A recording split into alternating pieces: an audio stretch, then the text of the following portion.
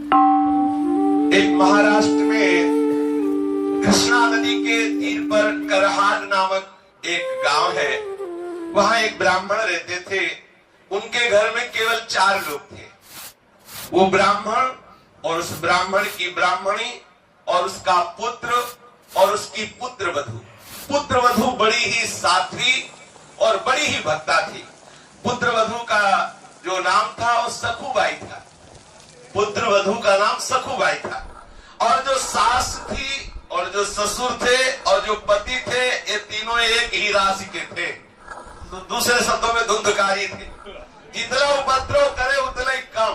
और पूर्ण सती साध्वी सखुबाई बचपन से संत महात्माओं का संग करके निरंतर श्री कृष्ण के चिंतन में तन्मय रहने वाली। अब प्रारब्ध होता है, भगवान की ऐसी लीला होती है जैसे गाय जो है कसाई के चक्कर में फंस जाए, ऐसे वो साध्वी सखुबाई का ब्याह ऐसे परिवार में हुआ जहां ससुर भी दुष्ट स्वभाव वाला और सास जब तक सखुबाई के 2-4 थप्पड़ लगा के बाल खींच के सैकड़ों गालियां ना दे दे तो उसको राजभोग पचता नहीं था। और रात्रि में जब तक पैर दबवा के 2-4 गालियां दे के 1-2 लात न जमा दे तब तक सहन नहीं होता था। ऐसा उसका स्वभाव था। देखो, ये भक्त का जीवन है। लेकिन कभी सखुबाई ने कभी किसी के पास जाके या पड़ोस में कभी किसी से नहीं बोला। अगर पति के सामने आंसू बहा के कुछ बोलने का अवसर भी मिले और अगर कभी एक बोले तो पति उल्टा और 4 थप्पड़ मारे, गालियां दे। क्योंकि जैसे माँ जैसे पिता वैसे ही वो बेटा। सखुबाई को बहुत कष्ट दिया जाता। लेकिन बलिहारी सखुबाई की भक्ति की कि एक क्षण के लिए भी कभी वो भगवत विस्मरण नहीं होने देती। ये देखो, और कभी ये नहीं कि सास से द्वेष करे, पति से द्वेष करे या ससुर से द्वेष करे, कभी ऐसा नहीं। जो उपासक प्रेम रस को प्राप्त करना चाहता है, भगवत साक्षात्कार करना चाहता है, इन भक्तों से शिक्षा ले। उसी घर में रह के और सब कार्य, ससुर स्नान करेगा तो पानी सखुबाई को भरना है, उसके कपड़े सखुबाई को धोने हैं, सास के कपड़े धोने हैं, पति के कपड़े धोने हैं, सबको भोजन बनाना, सबके बर्तन में, और बाद में जो जूठन बचे वो खाने को देना। और जब सखुबाई भगवत स्मरण करते हुए प्रसाद पावे तो सासू बैठ के जैसे लोरिया सुनाई जैसे गालियां सुनावे। सोचो कैसा जीवन उस महान भक्ता का, कितना क्लेश में जीवन। पर कभी कठोर वचन भी उसने सास से नहीं बोले, कभी भी कठोर वचन नहीं बोली। ये बड़े आश्चर्य की बात। बोलो, अपने 1 घंटे कोई ऐसे रहने को मिले तो क्या लगेगा? प्रभु से शिकायत करने लगेंगे कि आप क्यों भक्ति करते हैं, कैसे लोगों के बीच में पूरा जीवन वही निर्वाह करना, रात दिन, और उनकी सेवा करनी, पिटना है, गालियां खानी, फिर भी उनसे कठोर वचन नहीं और प्रभु से कोई शिकायत नहीं। धन्य है ऐसी भक्ति को। प्रभु की रुचि समझकर, प्रभु की इच्छा समझकर अपने प्रीतम को सुख पहुंचाने के लिए सखुबाई पूरे परिवार का सेवन करती, पूरे परिवार की सेवा करती। वो अधिक दुष्टा अभिमानी कुटिला कठोर हृदया जो सास है, ऐसी परम भागवत परम दयालु श्री सखुबाई को प्रति क्षण क्लेश दे रही है। और तीनों एक से बढ़कर मनमानी क्लेश देते। शक्ति भर के जितनी ताकत है सखुबाई को सताते, उनको सताने में सुख मिलता। शरीर सूख रहा है सखुबाई का, फटे पुराने कपड़े पहनने को मिलते हैं, रूखा सूखा खाने को मिलता है, प्रतिक्षण डांट पिटाई, लेकिन हर समय श्री कृष्ण का चिंतन। यह है भक्ति का स्वरूप। और ऐसे ही भक्तों के जीवन में अद्भुत घटनाएं घटती है जिनका यश गान किया जाता है। प्रातः काल से लेकर रात को सबके सो जाने के बाद तक सखुबाई के लिए घर का काम पड़ा रहता। मशीन की भांति बिना विश्राम किए वो काम करती। सखुबाई का शरीर बहुत कृश होने लगा। बिना आलस्य के, बिना थकावट के, कष्ट सहते हुए भी सबको सुख पहुंचाना, सबकी सेवा में मगन रहना और श्याम सुंदर त्रिभुवन मोहन लालजू का अखंड ध्यान और जिह्वा से विठ्ठल विठ्ठल विठ्ठल, कृष्ण कृष्ण कृष्ण, गोविंद गोविंद, ये सदैव नाम उच्चारण होना। घर के काम काज को ऐसा नहीं कि बेमन करे, सुचारू पूर्वक जैसा होना चाहिए वैसा। और दिन में 10-20 बार सखू को उसके माँ और उसके पति गालियां देते, पीटते। श्री सखुबाई अपने शील और स्वभाव को निरंतर प्रभु के चिंतन के अनुसार ऐसा शांत बनाए हुए थी कि चाहे कितना भी प्रतिकार हो, कभी वो सास से लौटकर जवाब नहीं दिया। सास के सामने वो कभी जवाब नहीं खोलती। पति के सामने 2 बूंद आंसू निकालने का अवसर उसके पास नहीं था, क्योंकि पति सास से भी ज्यादा कर्कश था। अधिक क्या, निर्दय हृदया पिशाचिनी वो सास सखू को पेट भर भोजन भी न देती। घर में अनेक पदार्थ उससे बनवाती, अच्छे अच्छे पदार्थ पाती और अपने लिए रख लेती आगे के लिए, लेकिन सखू भाई को वही रूखा सूखा बासी पवाती। पुत्र, माँ और ससुर तीनों भरपेट पाते, सखू भाई को भरपेट भोजन भी नहीं। इतना होने पर सखू अपने दारुण दुख को श्री भगवान की कृपा का अनुभव करते हुए आनंदित होकर के सहती। सखू की दशा पर गांव के स्त्री पुरुषों को बहुत तरस आता, पर किसी की हिम्मत नहीं होती कि कोई समझा सके। ब्राह्मणी के डर से कोई सखू से बात भी नहीं कर सकता था। सखू भाई मन ही मन भगवत कृपा का अनुभव करती हुई सोचती, कितने कृपालु हैं श्री कृष्ण। देखो ये भक्त का स्वभाव, कितने कृपालु हैं। यदि पति हमसे प्यार करता तो श्री कृष्ण के प्यार में बाधा पड़ जाती। यदि सास हमें प्यार करती, ससुर प्यार करते, तो इनमें मन बंटता। सखू भाई एकांत होकर यही सोचती, कितने कृपालु श्री कृष्ण है कि हमें ऐसा परिवार दिया है कि मेरा मन केवल श्री कृष्ण में लगेगा, इनमें लगेगा ही नहीं। ये कितनी कृपा है। देखो भक्त हर परिस्थिति में आनंदित रहता है, कृपा का अनुभव करता है। यदि श्री कृष्ण की कृपा ना होती तो मैं मोहवश ससुर, सास और पति के मोह जाल में फंस जाती। कितनी कृपा हमारे प्रीतम हमारे ऊपर करते हैं। एक दिन किसी पड़ोसिन ने अवसर पाकर भाग करके सखू भाई के पास जाके पूछा, बहन इतना कष्ट दिया जाता है और तू कोई उपाय नहीं करती? तेरे नैहर में कोई है नहीं क्या? तू इतना दुख भोगती है, क्या तेरे नैहर वाले कोई खबर, कोई ऐसा उपाय करके कि आपको ये कष्ट से बचा ले? कोई है नहीं, न कोई खबर लेने आता है, न कोई तुम्हारा सहयोग करता है। सखू ने मुस्कुराते हुए कहा, जानती हूँ मेरा नैहर कहाँ है? कहाँ है? पंढरपुर में। और मेरे नैहर वाले कौन जानते हो? विठल और रुक्मिणी जी। विठल और रुक्मिणी जी और सखी, उनके बहुत बड़ा परिवार है, असंख्य संतानें हैं। हमें लगता है कि वो असंख्य संतानों की व्यवस्था में भूले हुए हैं, इसीलिए मुझ गर्विणी की तरफ वो खोज खबर लेने नहीं आ पा रहे, पर उनकी बहुत कृपा है हमारे ऊपर। अब वो बेचारी पड़ोसनी क्या समझे कि किस दशा में, किस भाव में किनको बोल रही है। पंढरपुर महाराष्ट्र का एक प्रसिद्ध धाम है। यही आषाढ़ शुक्ला एकादशी को बड़ा भारी मेला लगता है। भगवान पंढरीनाथ श्री विठल के दर्शनार्थ लाखों नर नारी दूर दूर से भगवान नाम कीर्तन करते हुए, नृत्य करते हुए उत्साह पूर्वक पंढरपुर की यात्रा करते हैं। जब यात्रा का दिन आया, भक्तों की मंडलियां कीर्तन करते हुए पंढरपुर के लिए चारों ओर दल बना बना करके सब नाचते हुए जाने लगे। कोई मृदंग में, करताल में सुंदर भाव विभोर होकर के स्वर निकाल रहे, कोई झांझ बजा रहे, कोई नाम घोष कर रहे, कोई नाच रहे, कोई पैरों में घुंघरू बांध करके मतवाले होकर के ताल में ताल मिला रहे, श्री हरि के गुणगान, हरि के लीला चरित्रों का गान करते हुए भक्तों की मंडली को देख करके सखू भाई के हृदय का बांध टूट गया। विचार किया, क्या करूं, हमारे प्रीतम का ऐसा बड़ा उत्सव हो रहा है, उसमें जाकर के मैं मिल नहीं सकती, इतने यहाँ विरोध है। तो करहार उसके गांव से बड़ी बड़ी मंडलियां जा रही थी। सखू भाई को पानी भरने के लिए कृष्णा नदी में जाना होता था। घड़ा लिया और कृष्णा नदी में जल भरने के बहाने निकली। प्रेमी भक्तों के संकीर्तन दल को देखकर सखू के हृदय में प्रेम उमड़ा और घड़ा वहीं रख दिया। पंढरपुर जाने की प्रबल इच्छा करके भक्तों की मंडली में गई। विचार किया कि अगर सास से पूछेंगे तो पिटाई ही होगी, सास ससुर पति कोई जाने तो देगा नहीं। घड़ा नदी के किनारे रख दिया और भक्तों की मंडली में चली गई। अब सखू भाई संत मंडली में जा रही, पड़ोसी ने देखा, दौड़ के जाके सास से कहा, अरे देख तेरी बहू संतों के साथ मंडली में भाग गई, वो तो जा रही है।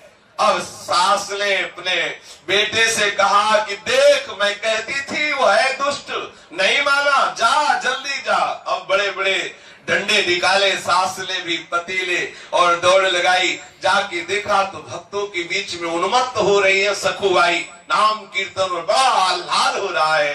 अपने प्रीतम के दर्शन के लिए विशेष इच्छुक है और जैसे जहरीली नागिन फुफकार मारते हुए जाए वैसे ही लड़के के साथ वो सास वहां से भागती हुई आई।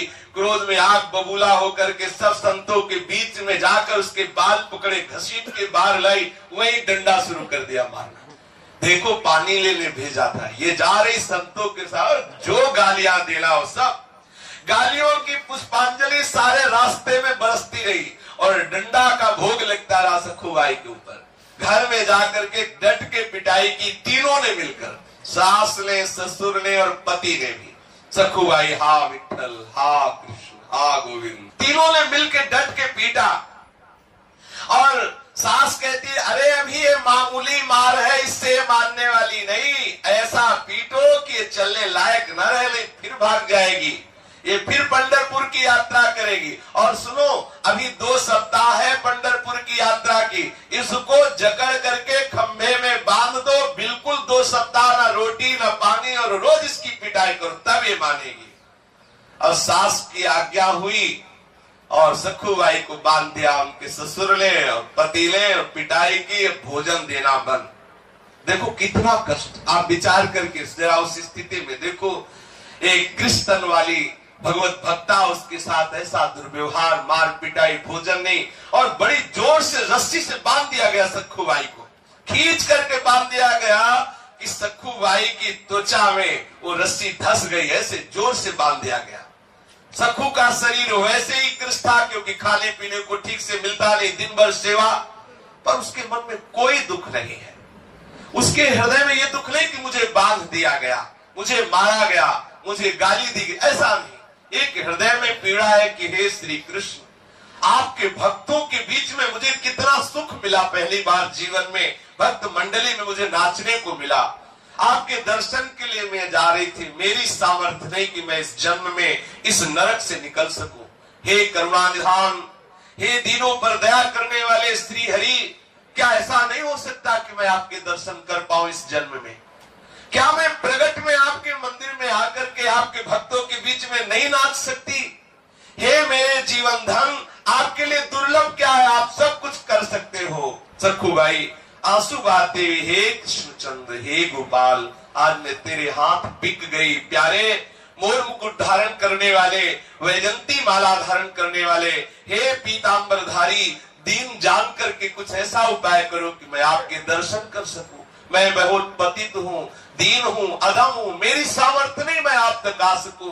अपने भक्तों के लिए कच्छ मच्छ वारा सुकन न जाने कौन कौन से अवतार धारण किए, आपके लिए क्या दुर्लभ है। हे प्रभु आप कृपा करो, बहुत सुंदर अवसर, भक्ति की मंडलियां जा रही हैं, आपके दर्शन करने के लिए बार बार अवसर नहीं आएगा। हे नाथ आप कृपा करोगे तभी दर्शन हो सकते, मेरी सामर्थ्य तो है नहीं कि मैं उसके चुंगल से छूट सकूं।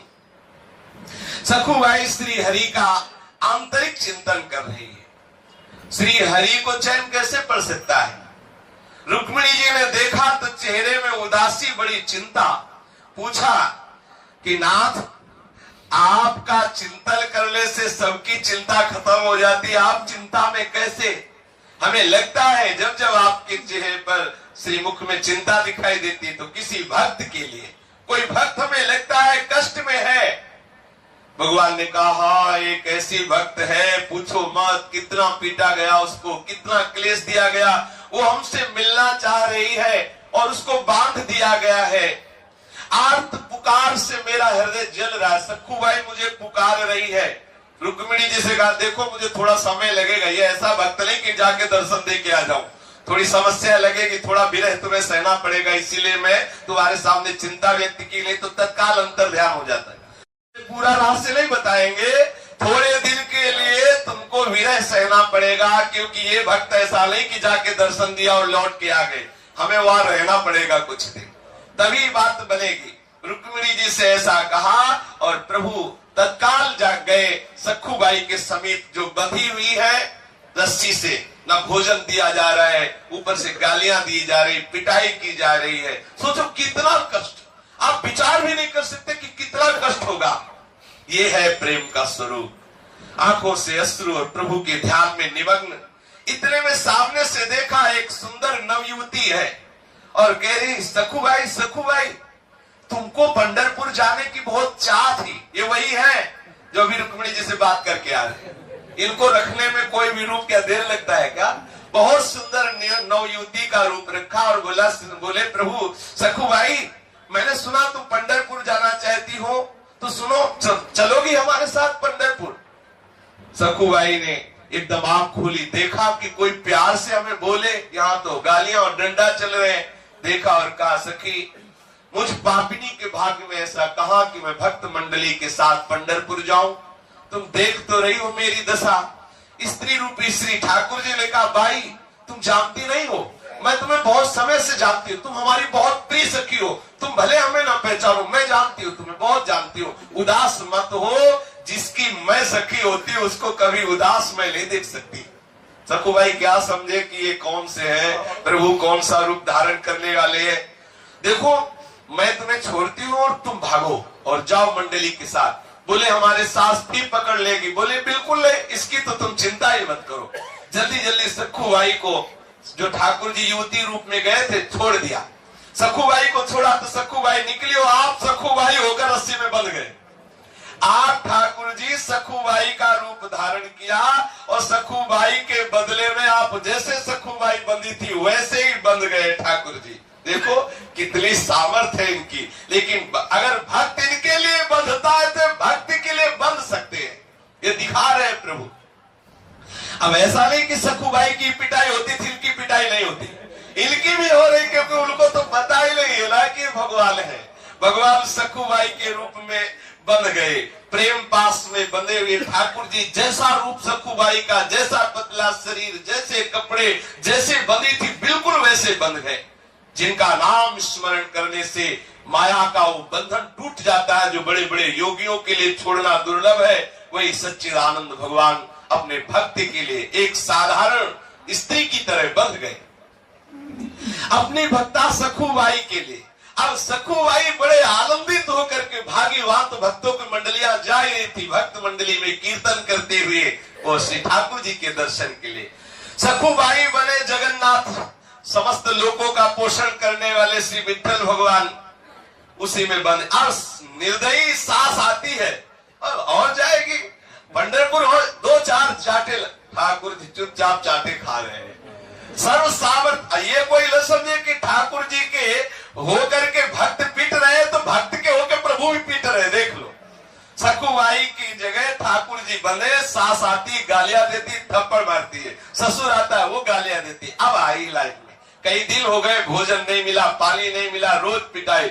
अखिल लोक सामर्थशाली प्रभु पीट रहे लेकिन कुछ बोल नहीं रहे। सखूबाई की तरह प्रभु सुशीला वधू की तरह आंसू बहाते हैं। 15 दिन बीत गए बंधे बंधे, जहां रोज बाल भोग और राज भोग और शयन भोग, वहां कोई भोग नहीं, रोज डंडा और गालियां खा रहे हैं। सास ससुर का मन इतने पर भी नहीं पसीजा, परंतु सखूबाई के पति के मन में विचार आया कि पूरे 2 सप्ताह हो गए, एक बूंद जल नहीं, कोई भी एक कण अन्न नहीं दिया गया। कहीं ऐसा न हो कि मेरी पत्नी बंधे बंधे मर जाए तो हमको हमारा दोबारा ब्याह तो होगा नहीं, क्योंकि पूरा गांव नगर जानता है कि हम कितने सभ्य हैं। इसलिए सोच, अब वो सखूबाई के ऊपर दया नहीं, अपनी गृहस्थी के लिए उसने सोचा कि सखूबाई को कुछ खिलाना पिलाना। हमें तो लगता है कि इनको रहा ले गया तो पति के हृदय में प्रेरणा कर दी, यार इतने दिन हो गए, पानी भी नहीं मिला तो इसी बाले पिलाओ आके। अब उसका पति बहुत प्यार करके गया और जो ठाकुर जी सखूबाई बने हुए बंधे थे, ठाकुर जी के समीप जाकर के उसने दुलार किया और सखू रूपी भगवान के मुख पे हाथ फिरता हुआ कह रहा, तुम्हें बहुत कष्ट दिया गया, बहुत क्रूरता तुम्हारे ऊपर की गई, सारे बंधन खोला और एकांत में ले जाकर बहुत प्यार किया, सुंदर जल पिलाया, भोजन पाया और कह रहा है कि देखो अब मैं क्या करूं, मेरे माता पिता इतने, ये आज तो दया की बात आ रही ना, वो इन्हीं के लिए यार सखूबाई के ऊपर कभी नहीं आई दया, ये तो ठाकुर जी लीला बिहारी है। ऐसा भवबंधन का नाश करने वाले, अनंत आनंद के समुद्र। ठाकुर जी ठीक एक पतिव्रता की तरह ही चेष्टा कर रहे सखुबाई के पति से। ऐसा नहीं कि कोई भगवत्ता प्रकट करे, जैसे जैसे वो प्यार दिखाए वैसे हाथ जोड़े, बिल्कुल जैसे सखुबाई वैसे ही नम्रता से। प्रभु ने सोचा कि यदि मैं जरा सी भी कोई चेष्टा बदलूंगा तो हमारे भक्ति में बाधा पड़ जाएगी। क्या जो सखुबाई हमारे प्रेम में मगन होकर जा रही है उसके प्रेम में बाधा हो जाएगी। इसलिए भक्त के जीवन में जो भक्ति का अद्भुत उन्माद है उसमें बाधा न पड़े। ठाकुर जी के वो गाल में हाथ फेर रहा है तो समस्त लोग चूड़ामणि प्रभु ऐसे भी सह रहे, चुप है, पास है। अब वो कह रहा देखो हम तुमको खोल के लाए, हमारे पैर दाबो। तो सखुबाई बोले हुए ठाकुर जी धीरे धीरे उसके पैर दाब रहे। आप देख लो हमारे प्रभु का प्यार, देखो कितना प्यार करते हैं अपने जनों से। पग चापू और सेज बिछाऊं, नौकर बनूं हजाम, हाकू बैल बनो गडवारो, बिना तनख्वाह रथवान, यही तो मेरे मन में ठनी, भगत मेरे मुकुटमणि। पति की आज्ञा के अनुसार सखुबाई रूपी श्री भगवान ने स्नान किया, सुंदर रसोई बनाई और सास ससुर को पवाया। देख लो 56 भोग पाले वाले स्वयं रसोई में चूल्हा फूक रहे, भोजन बना रहे, सास ससुर को बैठा के पवाया और पति को भी पवाया। तीनों आज बहुत प्यार उदय हो रहा है भोजन पाने के बाद। और अपनी बहू की तरफ सास भी बड़ी प्यार दृष्टि से पहली बार देखा, क्योंकि अब ठाकुर जी के हाथ का बना हुआ गया है तो प्रभाव तो पड़ेगा ही। और पति ने जो प्यार की दृष्टि से देखा वैसा प्यार तो कभी सखुबाई को नहीं मिला। माता पिता और पुत्र सराहना कर रहे कि बहू जीवन में ऐसा भोजन नहीं मिला जैसा आज तू बना के पवा रही। ठाकुर जी भी मुस्कुराते जा रहे हैं अंदर कि तुम्हें क्या पता कि तुम्हारी बहू कौन बना हुआ है। ठाकुर जी पुत्र वधू के रूप में स्वयं अपने हाथ से सब पात्र माने, रसोई पवित्र की। और वो जो पति बने हुए सखुबाई के हैं उन्होंने सखुबाई को आज बहुत प्यार किया। ठाकुर जी बिल्कुल एक साध्वी पत्नी की देख लो क्या कर सकते हो अपने भक्ति के लिए, क्या नहीं कर सकते। दोनों बातों पर विचार करके देखो कितने महान होते हुए आप चाहते तो अपना ऐश्वर्य प्रकट कर सकते थे, लेकिन नहीं, पैर दाब रहे, बर्तन मांज रहे, रसोई बना रहे, पवा रहे, जैसा पति आज्ञा करता वैसा सेवा कर रहे। बर्तन मांजना, चौका देना, सास के पैर दबाना, सारे कार्य बड़ी चतुरता पूर्वक चतुर चूड़ामणि श्री ठाकुर जी महाराज कर रहे हैं। जो स्त्री पुरुष समस्त चराचर जगत के स्वामी हैं, जो भी संसार देख रहे हैं इसके रचयिता, इसके पालन करने वाले, इसको लय करने वाले अनंत सामर्थ्यशाली प्रभु है। एक साधारण बहू की तरह वो सखुबाई के रूप में सेवा कर रहे हैं। सखु रूपी भगवान अपनी सेवा और सुंदर व्यवहार से पति सास ससुर तीनों के स्वभाव को बदल दिया। तीनों बहुत प्यार करने लगे सखुबाई रूप श्री भगवान से। अब तो बड़ा घर में आनंद है, विलक्षण परिवर्तन उस घर में। पड़ोसी देखते हैं कि अब तो कोई मारपीट नहीं, कोई कोलाहल नहीं, बड़ा शांति। सोचा कि भगवान की कृपा हो गई। और उधर सखुबाई पंढरपुर पहुंच करके नाम कीर्तन करते हुए उन्मत्त नाच रही है प्रभु के प्रेम में। वो इस बात को भूल गई कि हमारी जगह कोई और सखी बंधी हुई है।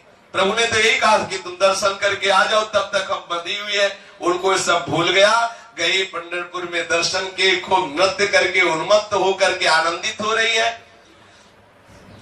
अब भक्त गण हाथों में निशान लिए हुए ताल मृदंग झांझ बजाते हुए नाम घोष करते हुए नृत्य कर रहे हैं। गरीब अमीर ब्राह्मण शूद्र का कोई भेद नहीं, सब मंडलियों में उन्मत्त नृत्य हो रहा, भगवान नाम का जय घोष हो रहा है, आकाश में गूंज मच रही ऐसे नाम घोष हो रहा है।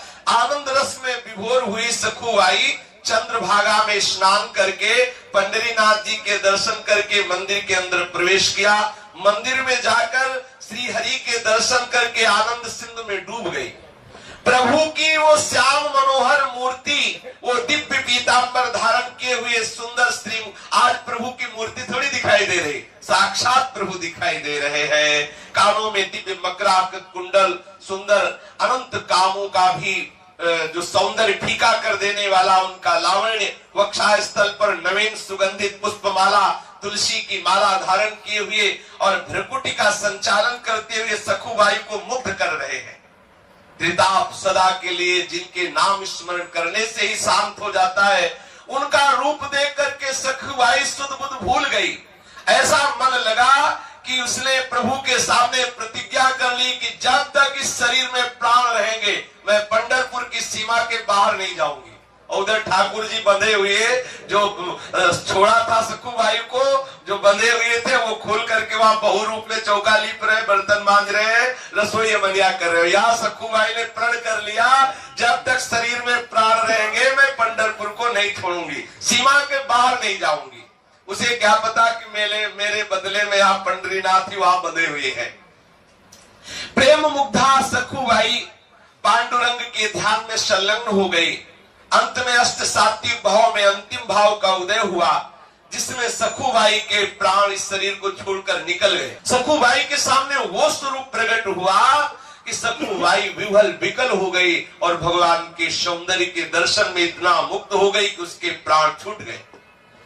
अब दैव संयोग से यात्रा करने को आए हुए करहार के निकटवर्ती किवल नामक गांव का एक ब्राह्मण उस मंडली में आया हुआ था। उसने सखुबाई की लाश को देखा कि सखुबाई तो पधार गई, साथियों को बुलाया और सबने मिलकर के सखुबाई के शरीर की अंत्येष्टि क्रिया की, अंत्येष्टि संस्कार किया। और इधर रुक्मिणी जी ने विचार किया कि खूब रही बात, हमसे तो कह के गए कि कुछ ही दिनों में आ रहे हो, आज तक वापस नहीं आए। फिर ध्यान दे के देखा कि जिसके लिए गए उसने तो शरीर छोड़ दिया, शरीर का संस्कार भी हो गया। अब हमारे प्रभु को तो बहुबल के वहां रहना ही पड़ेगा। अब रुक्मिणी जी को बड़ी चिंता हुई, विचार किया रुक्मिणी जी ने, फिर स्मशान पहुंची, सखुबाई की जो राख वगैरह थोड़ी मोटी हड्डी वगैरह थी उनको एकत्रित किया और प्रेम दृष्टि से देखा तो सखुबाई जीवित हो गई। अब महामाया है, महाशक्ति है, इनके लिए क्या, माया देवी के प्रताप से एक क्षण में समस्त ब्रह्मांडों की रचना हो जाती है। आदि शक्ति जय जग उपजाया, एक क्षण में सृष्टि का सृजन करने वाली, उनके लिए सखुबाई को जिंदा कर देना क्या कोई आश्चर्य की बात। सखुबाई जीवित हो गई। सखुबाई को ऐसा लगा जैसे मैं कोई गाढ़ निद्रा में सो गई थी और जग गई। रात को स्वप्न में जो रुक्मिणी जी ने, उन्होंने कहा कि देखो पुत्री, तेरा प्राण रह गया, तूने कहा था इस शरीर में जब तक प्राण रहेंगे मैं पंढरपुर की सीमा के बाहर नहीं जाऊंगी, वो शरीर तो तेरा जल गया। अब मैंने दूसरा तेरे को शरीर दिया है सखुबाई के रूप में, लेकिन तेरा भी प्राण पूरा हो गया क्योंकि पहले वाला शरीर जल गया। अब ये दूसरा जो दे दिया तू सीधे लौट के जाओ, हमारे प्रीतम तेरे रूप में वहां है, उनको छोड़ और तू जाके वहां रहे। आदेश पा करके सखुबाई ने प्रणाम किया और आनंद मगन होकर के, अब वो बात थोड़ी है, अब तो चिदानंद में भाव में निमग्न है। 2 दिन में यात्रियों के साथ करहार लौट के आई। सखु का आना जान करके सखु वेशधारी भगवान पंडरीनाथ जो वहां बहु रूप में थे, उन्होंने सोचा गड़बड़ हो जाएगा। ठाकुर जी ने तत्काल सास से कहा कि हम पानी लेने जा रही हैं, और घड़ा लिया, घाट पर आई और पूर्व परिचित सखी का वेश धारण करके सखुबाई से मिली, जो सखुबाई आ रही थी। उन्हें देखते ही सखुबाई को सारी बातें याद आ गई, दौड़ करके हृदय से लगाया और बोले, सखी तेरी कृपा से मुझे पंढरपुर में जाने को मिला, मुझे मेरे ठाकुर के दर्शन हुए, चरणों को पकड़ लिया। बहन तुम्हें बहुत कष्ट भोगना पड़ा होगा मेरी जगह। ठाकुर जी ने कहा कि तुम चिंता मत करो, तुम सुखी हो गई ना। बोले हाँ। बोले अब चिंता की बात नहीं है, मुझे कोई कष्ट नहीं हुआ, यदि तुम्हें सुख मिला तो हर कष्ट हमारे लिए सुखमय है। तू ये घड़ा ले, इसमें जल भर और तू जा। अब सखुबाई ने घड़ा भरा, जल लेकर के गई। ठाकुर जी अंतर ध्यान हो गए। सखुबाई घड़ा उठाकर घर पहुंची और स्वाभाविक अपने काम में लग गई।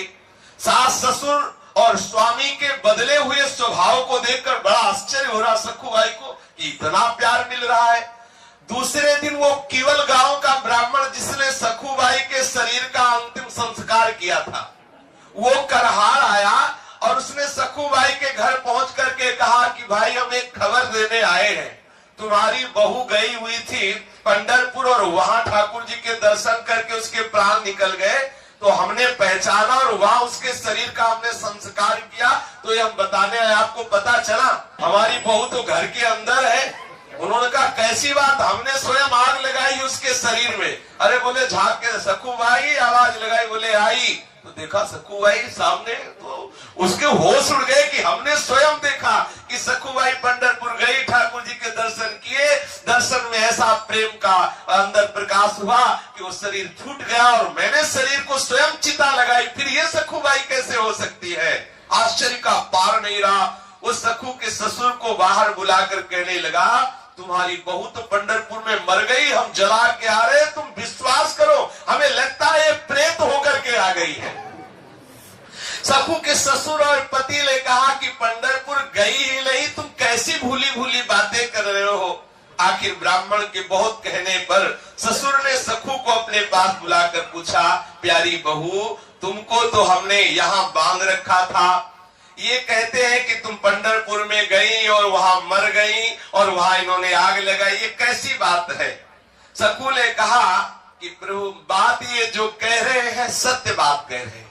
सखुबाई ने कहा, ये जो कह रहे हैं बिल्कुल सत्य कह रहे हैं। जिस समय आपने मुझे बांध रखा था उसी समय कोई स्त्री आई थी, नवयुवती, और मेरी सहायता की, मुझे खोल दिया। मैं भक्तों के साथ पंढरपुर गई और वो यहाँ बंधी रही, मुझे तो वहां भेज दिया और स्वयं आपका वो नाना प्रकार का जो प्रतिकूल व्यवहार सहती रही। मैं पंढरपुर जरूर गई थी, वहां एक दिन मुझे बेहोशी भी हुई, पीछे मुझे मालूम हुआ कि मैं मर गई थी, मेरे शरीर को जलाया गया, पर रुक्मिणी जी ने मुझे पुनः जिला दिया और लौटाया मुझे।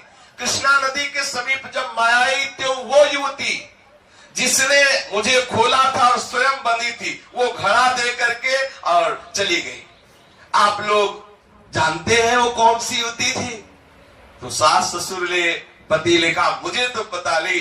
बोले, जब चली गई तब मुझे पता चला कि वो मेरे पांडुरंगा ही थे, मेरे प्रभु ही थे। बाद में पता, और ये ऐसे है कि ये पता नहीं लगने देते सामने, बाद में जरूर अनुभव कराते हैं कि मैं ही था। आप लोगों का बड़ा सौभाग्य। सखुबाई ने कहा कि आपको हमारे इष्ट के दर्शन हो गए।